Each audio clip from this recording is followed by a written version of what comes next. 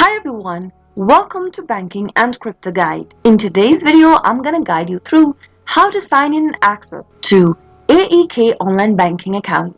Watch the video till the end and don't forget to subscribe to our channel by hitting that subscribe button. Press the notification bell so that you'll never miss another upcoming upload from us.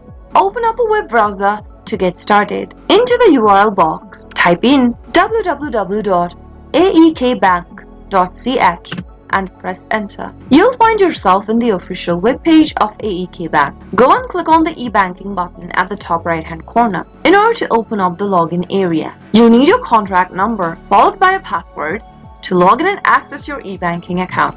Type in your contract number in the first text box and on the next field, type in the password associated with your account. Finally, click on the login button to get access and manage your AEK Bank online banking account.